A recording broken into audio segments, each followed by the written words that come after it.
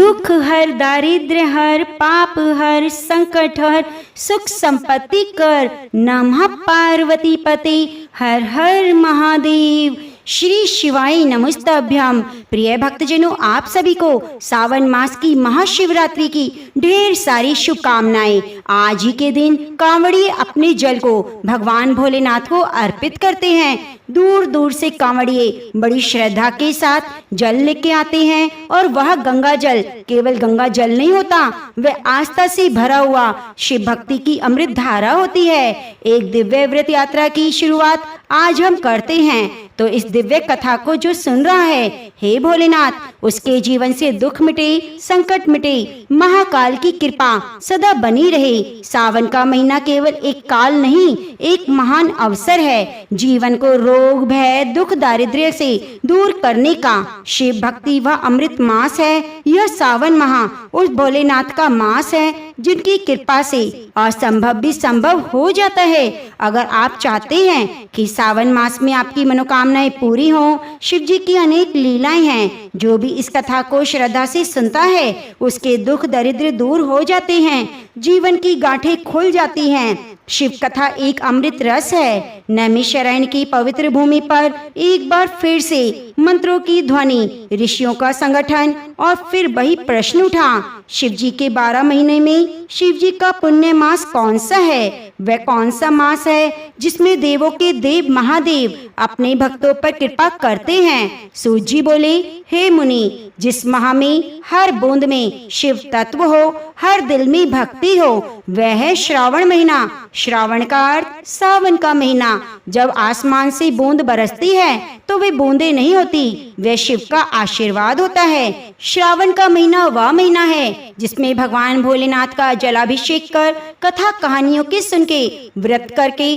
अपनी सभी मनोकामनाएं पूरी की जा सकती हैं और जीवन में असाध्य संकट, रोगों से मुक्ति पाई जा सकती है। तो आओ, मैं तुम्हें वह कथा सुनाता हूँ जिसके सुनने से संपूर्ण इच्छाएं पूरी हो जाती हैं। बहुत पुरानी बात है, इतनी पुरानी कि समय भी उसे गिन नहीं सकता।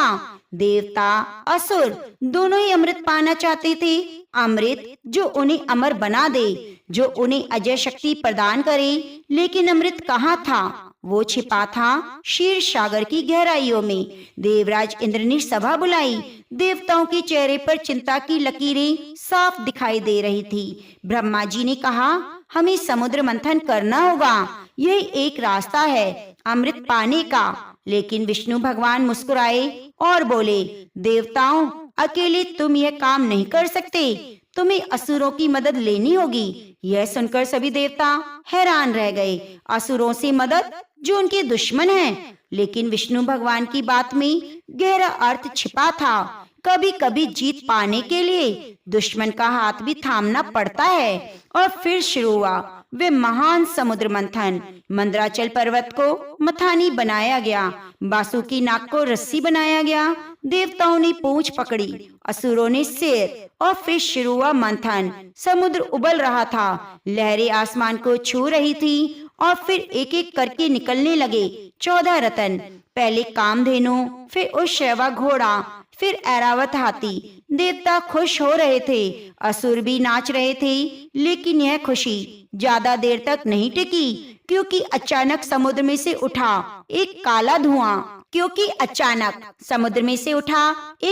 धुआं, इतना गहरा, इतना भयानक कि देवता कांप उठे। यह धुआं नहीं था, यह था हलाहल विष, वो विष जो पूरी सृष्टि को नष्ट कर रहा था। हलाहल विष तेजी से फैलने लगा। जहाँ जहाँ वह जाता सब कुछ जलने लगता। पेड़ सूखने लगे, नदियाँ उबलने लगी, पक्षी आसमान से गिरने लगे। यह विष इतना भयंकर था कि इसकी एक बूंद भी धरती को समाप्त कर सकती थी। देवता घबरा गए, असुर भाग खड़े हुए, सब अपनी अपनी जान बचाने लग गए। लेकिन विष तो फैलता जा रहा था। हर पल, हर क्षण मौत करीब आती जा रही थी। देवराज इंद्र ने ब्रह्मा जी से कहा, प्रभु, अब क्या होगा? यह विष तो सब कुछ नष्ट कर देगा। ब्रह्मा जी की आंखों में डर था। उन्होंने कहा मैं तो सृष्टि का रचयिता हूँ, मैं इस विष को नहीं संभाल सकता। तब सभी देवता दौड़े भगवान विष्णु के पास, लेकिन भगवान विष्णु ने भी मना कर दिया। उन्होंने कहा यह विष इतना प्रबल है कि मैं भी इसे नहीं पी सकता, यह मेरे लिए घातक है। अब क्या करें, कहाँ जाएं, किससे मदद मांगें? तभी नारद मुनि प्रकट हुए। उनके चेहरे पर एक अजीब सी शांति थी। उन्होंने कहा देवताओं, एक ही है जो इस विष को पी सकता है, वह है महादेव। सभी देवता कैलाश की ओर दौड़ पड़े। उनके पास समय नहीं था, हर पल कीमती था। विष तेजी से फैल रहा था, मृत्यु उनका पीछा कर रही थी। कैलाश पर्वत पर शिव पार्वती बैठे थे। पार्वती जी शिव जी के बालों में फूल सजा रही थी, शिव मुस्कुरा रहे थे। कितना सुंदर दृश्य था, कितनी शांति थी वहाँ। लेकिन वह शांति टूटी जब देवता हांफते हुए वहाँ पहुँचे। इंद्र ने आगे बढ़कर कहा महादेव, हम संकट में हैं, हलाहल विष पूरी सृष्टि को निगल रहा है, आप ही हमें बचा सकते हैं। शिव जी ने गंभीरता से पूछा क्या ब्रह्मा विष्णु भी इस विष को नहीं संभाल सकते? ब्रह्मा जी ने सिर झुकाकर कहा नहीं महादेव, हमारे पास यह शक्ति नहीं। आप ही त्रिदेवों में सबसे शक्तिशाली हैं। आप ही हैं जो विनाश के देवता हैं। आप ही हैं जो विष को भी वश में कर सकते हैं। शिव जी उठ खड़े हुए। उनकी आंखों में संकल्प था। वे जानते थे यह विष उनके लिए खतरनाक है, लेकिन क्या करें, सृष्टि को तो बचाना होगा। पार्वती जी ने हाथ पकड़ लिया। उनकी आंखों में आंसू थे। उन्होंने कहा प्रभु, यह विष आपके लिए घातक है, मैं आपको नहीं खोना चाहती। शिव जी ने पार्वती जी की आंखों में झांका। कितना प्रेम था उन आंखों में, कितनी चिंता। उन्होंने मुस्कुराते हुए कहा पार्वती, मैं शिव हूँ, मुझे भरोसा है तुम पर। जब मैं यह विष पीऊंगा तब तुम मेरे गले को पकड़ लेना, विष को नीचे मत जाने देना। पार्वती जी समझ गई। उनकी आंखों में आंसू भरे हुए सिर हिलाया। प्रेम और कर्तव्य के बीच ये कैसा द्वंद था, लेकिन पति की आज्ञा तो माननी थी। शिव जी समुद्र के किनारे पहुँचे। हलाहल विष अब पूरी वेग से बह रहा था। जहाँ जहाँ वह छू रहा था वह मौत का तांडव हो रहा था।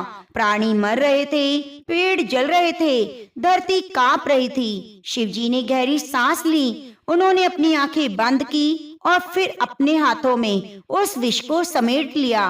काला, गाढ़ा, भयानक विष जिसे छूने से मौत हो जाए। शिव जी ने उसे अपनी हथेली में लिया। देवता कांप रहे थे। यह देखकर पार्वती की धड़कनें रुक गई और फिर शिव जी ने उस विष को मुंह में डाल लिया। जैसे विष शिव जी के मुंह में गया, पूरा ब्रह्मांड कांप उठा। आकाश में बिजली चमकी, धरती डोल गई, समुद्र में तूफान आ गया। शरीर शिव जी का जलने लगा, आंखें लाल हो गई, चेहरा नीला पड़ गया। विष इतना तीव्र था, शिव जी की सांसें रुकने लगी। लेकिन ठीक उसी पल पार्वती ने आगे बढ़कर शिव जी का गला पकड़ लिया। उनकी पकड़ इतनी मजबूत थी कि विष गले से नीचे नहीं उतर सका, वो वहीं गले में रुक गया।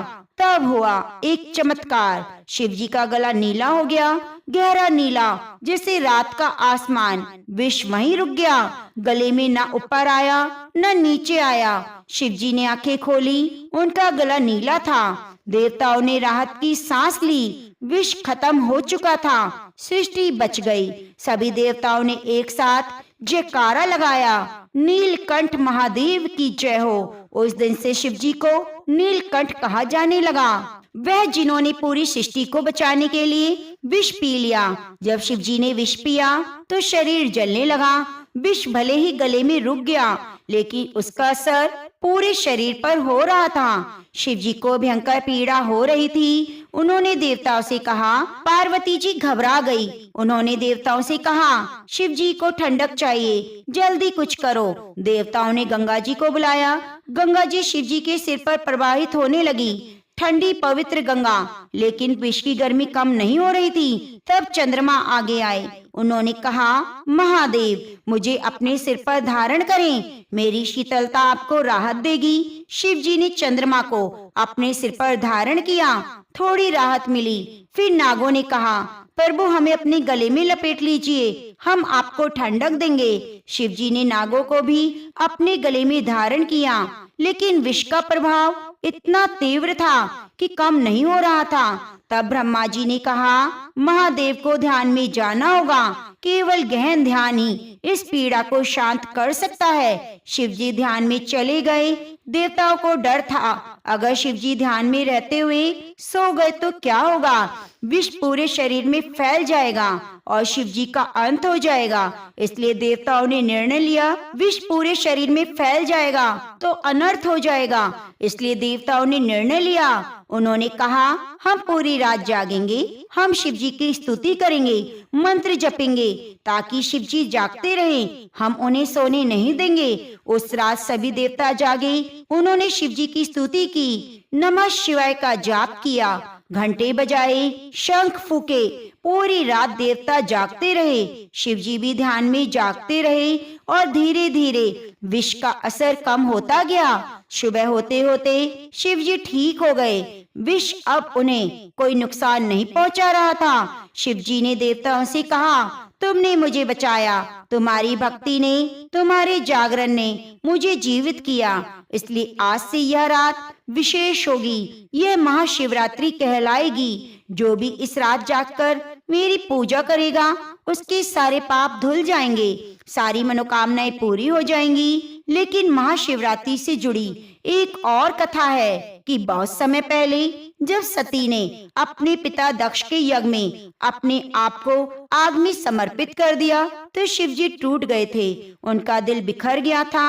उन्होंने सती के शरीर को उठाया और तांडव करने लगे। वह तांडव इतना भयानक था कि पूरी सृष्टि कांप गई।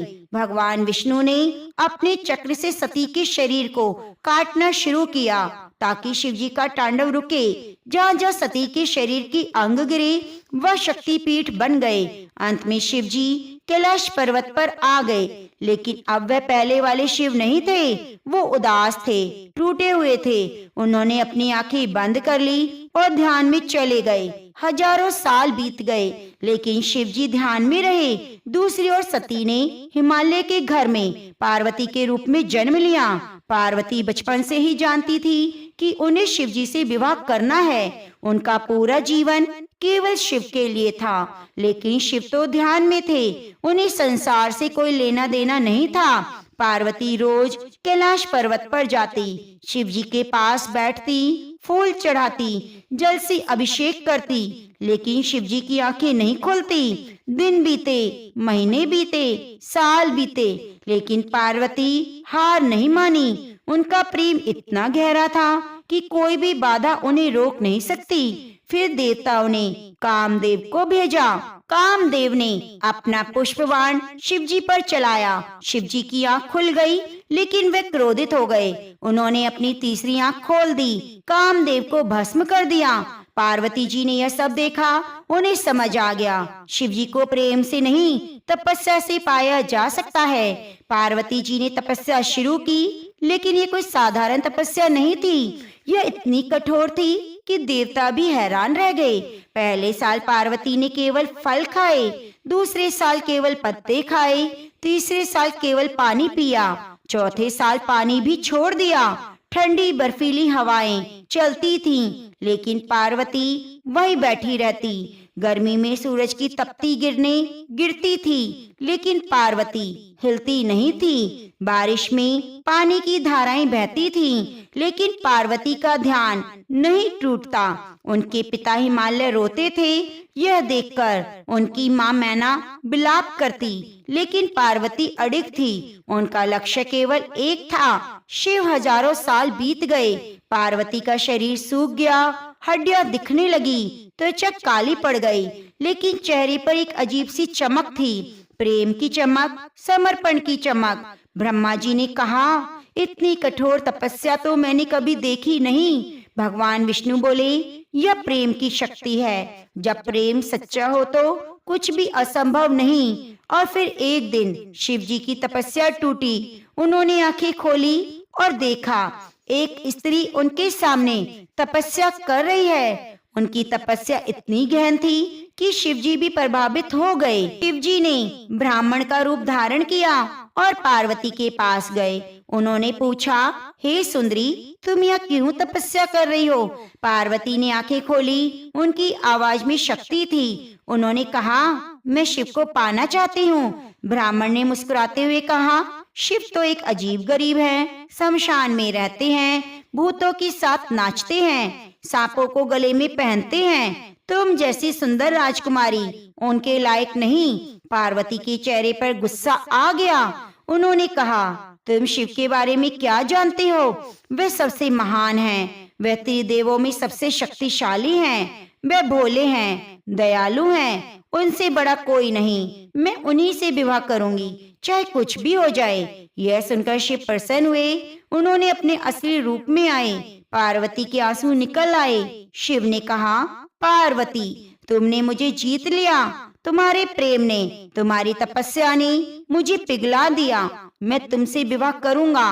और फिर तय हुआ विवाह। लेकिन कौन सा दिन, कौन सी तिथि? ब्रह्मा जी ने पंचांग देखा और कहा, फाल्गुन मास के कृष्ण पक्ष की चतुर्दशी ये सबसे शुभ दिन है। इस दिन शिव और शक्ति का मिलन होगा। पूरे ब्रह्मांड में खुशी की लहर दौड़ गई। देवता तैयारियां करने लगे। हिमालय ने अपने राज्य को सजाया।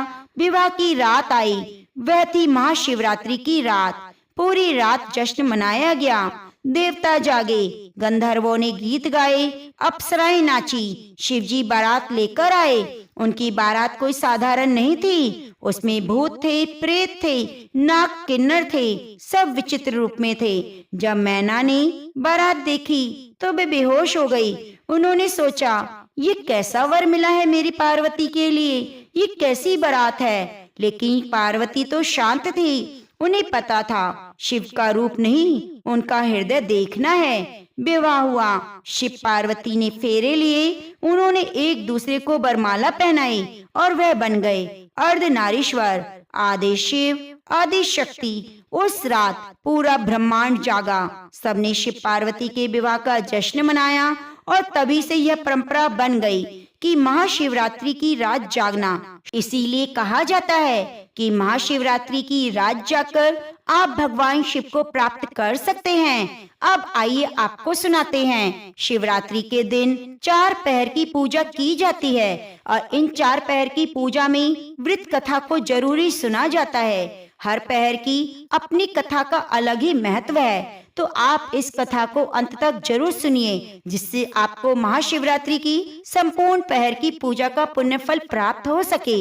और आपसे निवेदन है, अगर आपको अभी तक की कथा अच्छी लगी है तो कृपया कमेंट बॉक्स में एक बार हर हर महादेव जरूर लिखिए और चैनल को सब्सक्राइब कर लीजिए। शिव जी की परम भक्त वैश्वानर जी की कथा के अनुसार प्राचीन काल में पुण्य सलीला नर्मदा के पावन तट पर नरमपुर नामक एक अति रमणीय छोटा सा गांव था। उसमें वैश्वानर नाम के एक पुण्य आत्मा ब्रह्मचारी रहा करते थे। उनके मुख पर ब्रह्म तेज था। उनकी इंद्रियां उनके वश में थी। हृदय पवित्र था। वे प्राय स्वाध्याय में लगे रहते। वे भगवान शंकर के अनन्य भक्त थे। जब उन्होंने ब्रह्मचार्य आश्रम में वेद वेदांगों का अध्ययन पूरा कर लिया, तब उनकी व्यवहार क्षेत्र में उतरने की इच्छा हुई। वैश्वानर जी ने मन में विचार किया कि गृहस्थ आश्रम ही अन्य 3 आश्रमों का आधार है। देवता, पितर, मनुष्य, पशु पक्षी भी तो गृहस्थों का ही आश्रय लेते हैं। स्नान, हवन, दान गृहस्थ के लिए आवश्यक धर्म है। इस आश्रम में जप के लिए कोई बाधा नहीं। चित्त स्वभाव से ही चंचल है और गृहस्थ का चित्त एक स्त्री में बंधा रहता है। चरित्र की रक्षा के लिए धर्मपत्नी उसका कवच होती है। अगर मैं विवाह ना करूं, हठ से, लोकलाज से या फिर स्वार्थवश ब्रह्मचारी के ही वेश में रहूं और मेरे मन में बुरी वासनाएं आती रहें, तो फिर मेरा ब्रह्मचार्य किस काम का?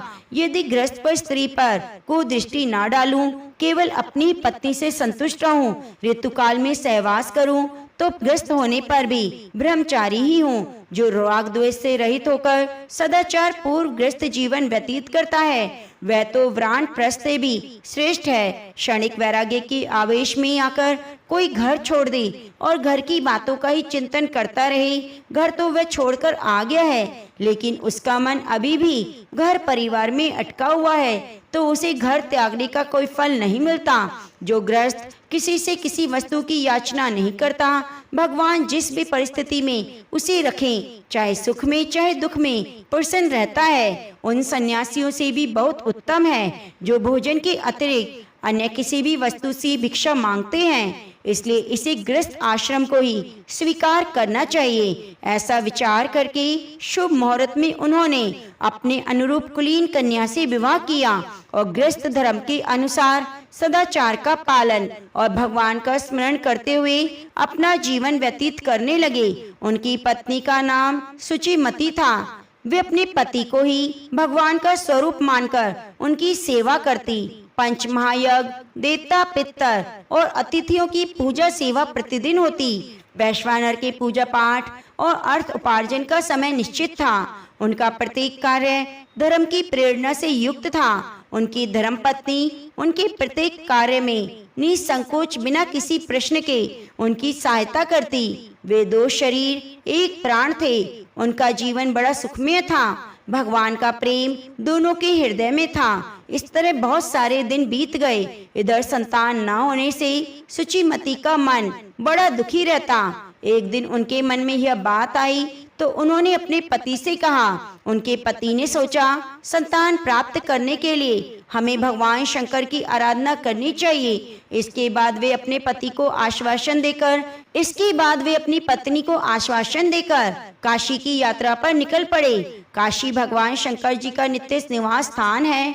काशी में पहुंचते ही वैश्वानर जी के त्रिविध ताप शांत हो गए। वहां जाते ही उन्होंने सैकड़ों जन्मों के संस्कार धुल गए। उन्होंने गंगा जी में स्नान करके भगवान शंकर की विविध लिंग मूर्तियों का दर्शन किया, पूजन किया, यज्ञ करके सहस्त्र ब्राह्मण सन्यासियों को भोजन कराया। अंत में उन्होंने निश्चय किया कि अब भगवान विश्वेश्वर की आराधना करनी चाहिए। अब तक बहुत से स्त्री पुरुषों ने विश्वेश्वर भगवान की आराधना करके ही तो अपनी अभिलाषा पूरी की है। मैं भी अब इन्हीं की आराधना करूंगा। इन्हीं की सेवा अर्चन से इन्हें पुत्र रूप में प्राप्त करूंगा। ऐसा दृढ़ निश्चय करके वैश्वानर जी भगवान की उपासना में लग गए। उन्होंने 13 महीने तक भगवान की पूजा की। इस दौरान कभी एक समय ऐसा था कि वे खा लेते, कभी बिना मांगे जो मिल जाता वही खाकर रह जाते, कभी दूध पीकर रह जाते, कभी फल खा लेते तो कभी कुछ भी न खाते। 1 महीने तक एक मुट्ठी तिल प्रतिदिन खाकर रह गए। किसी महीने में केवल पानी पीकर रह गए तो किसी महीने में कुछ भी नहीं खाया। घोर तपस्या करते हुए उन्होंने 12 महीने बिता दिए। 13वें महीने एक दिन प्रातः काल ही गंगा स्नान करके भगवान शंकर की पूजा करने के लिए आए। अब उन्होंने जब मूर्ति की ओर देखा तब बीचों बीच लिंग में एक बालक दिखलाई पड़ा। 8 वर्ष की अवस्था उनकी लगती थी। सब अंगों में भस्म लगी हुई थी। बड़ी बड़ी आंखें, लाल अधर थे, सिर पर पीली जटा, मुख पर हंसी, बालकों जैसा वेश था, शरीर पर वस्त्र नहीं था। अपनी लीलापूर्ण हंसी से वह चित्त को मोह रहा था। और यह बालक कोई और नहीं बल्कि साक्षात भगवान शंकर थे। वैश्वानर अपने इष्ट देव को पहचान कर उनके चरणों में गिर पड़े। आंखों के जल से उनका अभिषेक किया। रोमांचित शरीर और गदगद कंठ से अंजलि बांधकर उन्होंने भगवान की स्तुति की। उनके चरणों में गिर पड़े। तब भगवान शंकर जी ने कहा कि तुम्हारी जो इच्छा हो मांग लो। वैश्वानर जी ने कहा, प्रभु आप तो सर्वज्ञ हैं, आप तो मेरे मन की सारी बातें जानते हैं। आपके लिए अज्ञात भला क्या? एक तो मैंने इच्छा करके ही अपराध कर दिया है, दूसरे अब आप याचना करने को कह रहे हैं। याचना तो दीनता की मूर्ति है। आप जानबूझकर मुझे इसके लिए क्यों प्रेरित कर रहे हैं? तब भगवान शंकर जी ने कहा,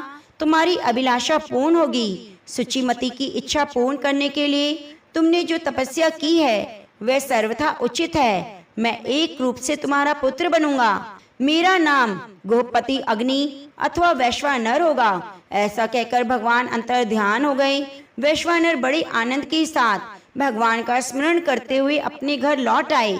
समय आने पर शुचिमती गर्भवती हुई। वैश्वानर ने शास्त्र के अनुसार सभी संस्कार किए। जिस दिन पुत्र का जन्म हुआ उस दिन सभी दिशाएं आनंद से परिपूर्ण हो गई। नवजात शिशु का जात कर्म संस्कार श्रुति के अनुसार नामकरण किया गया। शिशु का नाम गोह रखा गया। 5वां वर्ष यज्ञ पवित्र संस्कार के साथ ही कुमार का वेद अध्ययन प्रारंभ हुआ। कुल 3 वर्ष के समय में ही उन्होंने सभी शास्त्रों का अध्ययन कर लिया और दूसरों के लिए इतने कम समय में उनका पारायण भी असंभव है। विद्या अध्ययन पूर्ण कर वैश्वानर अपने पिता के पास लौट आए। उन्होंने अपनी विनय सेवा सहिष्णुता से न केवल अपने माता पिता बल्कि सभी लोगों को चकित कर दिया। बालकों का एकमात्र कर्तव्य है माता पिता की सेवा, उनकी आज्ञा का पालन, उनके साथ विनय का व्यवहार। वैश्वानर गृहपति तो सबके लिए आश्चर्य थे, आदर्श थे।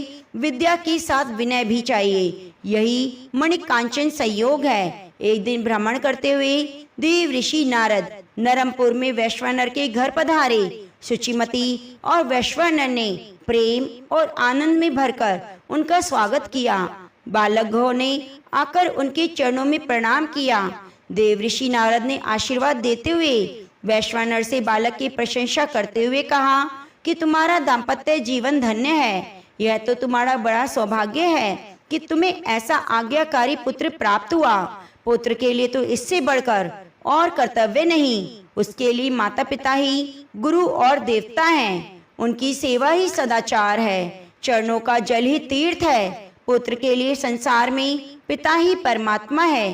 पिता से बढ़कर माता है, क्योंकि 10 महीने तक पेट में रखना और बचपन में पालन पोषण करना माता का ही काम है। गंगा के पवित्र जल से अभिषेक करने पर भी वैसी पवित्रता नहीं प्राप्त होती जैसी माता के चरणों के स्पर्श से प्राप्त होती है। संन्यास लेने पर पुत्र पिता के लिए वंदनीय हो जाता है, परंतु माता सन्यासी पुत्र के लिए भी वंदनीय ही रहती है। तुम दोनों धन्य हो, क्योंकि तुम्हें ऐसा पुत्र प्राप्त हुआ।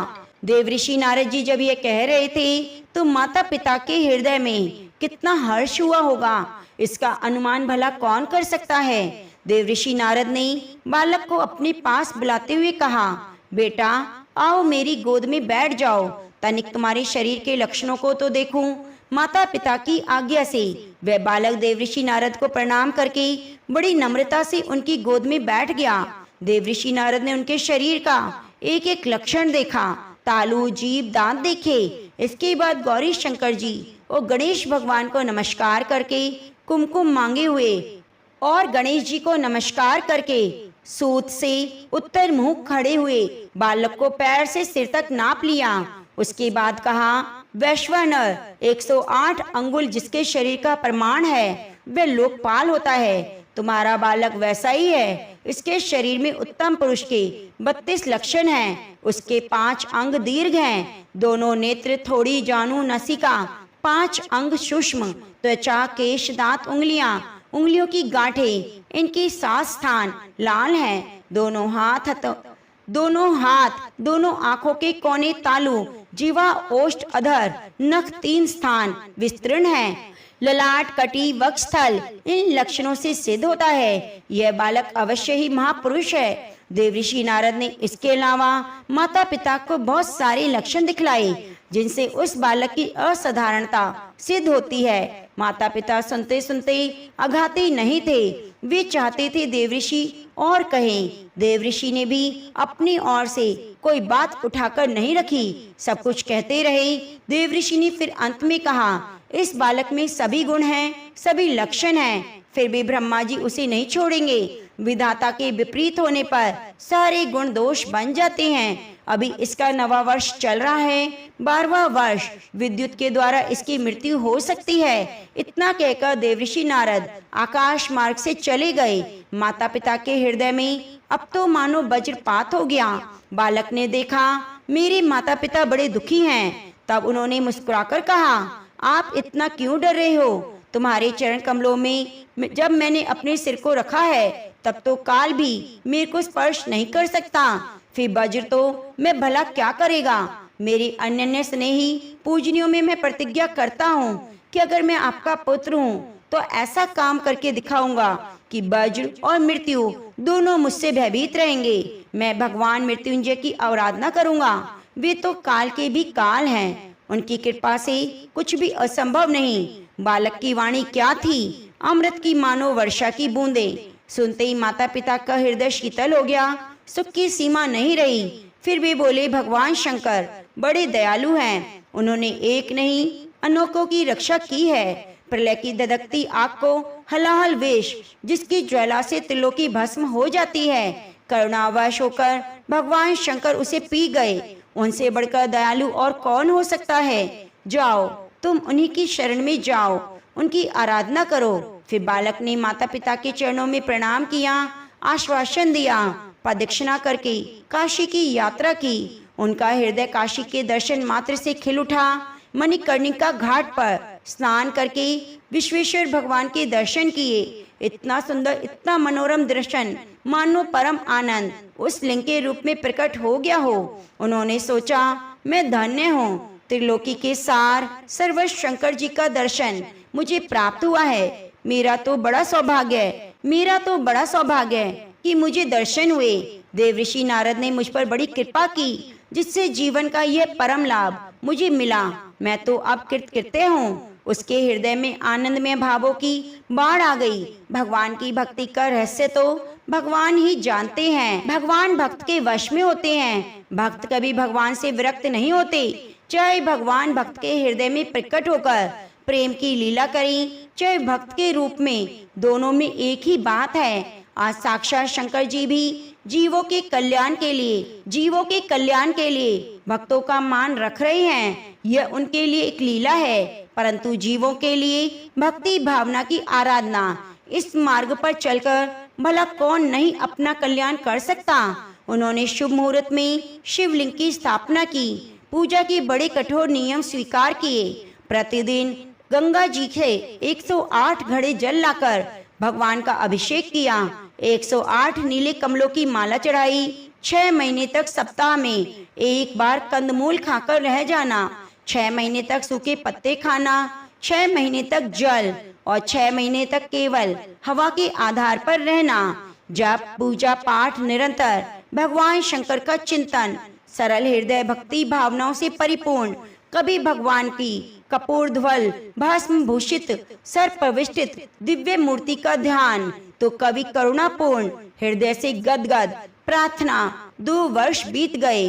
पलक मारते मारते सुख के दिन, सौभाग्य के दिन यूं ही बीत गए। फिर एक दिन जब 12वां वर्ष चल रहा था, मानो नारद जी की बात सत्य करने के लिए हाथ में वज्र लिए देवराज इंद्र आए। उन्होंने कहा, बालक मैं तुम्हारी नियम निष्ठा से प्रसन्न हूँ। तुम्हारे हृदय में जो अभिलाषा है मुझसे कहो, मैं अवश्य पूरी करूँगा।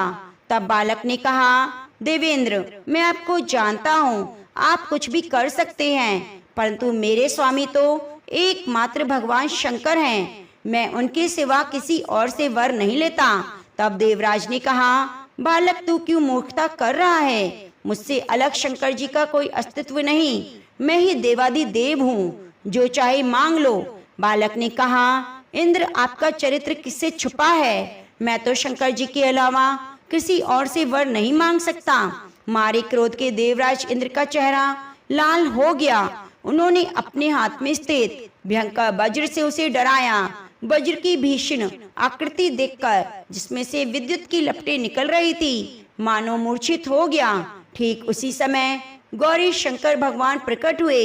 अपने कर कमलों से अमृत में स्पर्श से बालक को जीवित करते हुए कहा, बेटा तुम्हारा कल्याण हो, उठो देखो तो सही तुम्हारे सामने कौन है। उस मधुर वाणी को सुनकर बालक ने अपनी आंखें खोली और देखा, कोटि कोटि सूर्य के समान प्रकाशवान भगवान शंकर साक्षात सामने खड़े हैं। ललाट पर, लोचन कंठ में, साथ में जगत जननी देवी माँ पार्वती हैं। जटा में चंद्रमा की किरणें आनंद की वर्षा कर रही हैं। कपूर ध्वल शरीर पर गज चर्म का आच्छादन, सांपों के आभूषण। आनंद के उद्वेग से बालक का गला भर आया, शरीर पुलकित हो गया। बोलने की इच्छा होने पर भी जवान बंद हो गई, कुछ बोल ना सका। जो चित्र लिखे की तरह स्थिर हो गया, अपने आप को भूल गया। न नमस्कार, न स्तोत्र, न प्रार्थना। एक और गौरी शंकर, दूसरी ओर बालक चकित था। भगवान मुस्कुरा रहे थे। भगवान शंकर ने तब मौन भंग किया और बोले, बालक क्या तुम इंद्र का वज्र देखकर भयभीत हो गए? डरो मत, मैंने ही इंद्र का रूप धारण करके तुम्हें परखा है, तुम्हारी परीक्षा ली है। जो मेरे प्रेमी भक्त हैं तो वे मेरे स्वरूप ही हैं, तुम मेरे स्वरूप हो। इंद्र वज्र अथवा यमराज मेरे भक्त का बाल भी बांका नहीं कर सकते। तुम्हारी जो इच्छा हो मैं पूर्ण कर सकता हूँ। मैंने तुम्हें अग्नि का पद दिया है, तुम समस्त देवताओं के मुख बनोगे। सब देवता तुम्हारे द्वारा ही अपना अपना भाग ग्रहण कर सकेंगे। समस्त प्राणियों के शरीर में तुम्हारा निवास होगा। पूर्व दिशा के अधिपति इंद्र हैं, दक्षिण दिशा के यमराज हैं। तुम दोनों के बीच में दिक्पाल रूप में निवास करो। तुम आज से आग्नेय कोण के अधिपति हुए।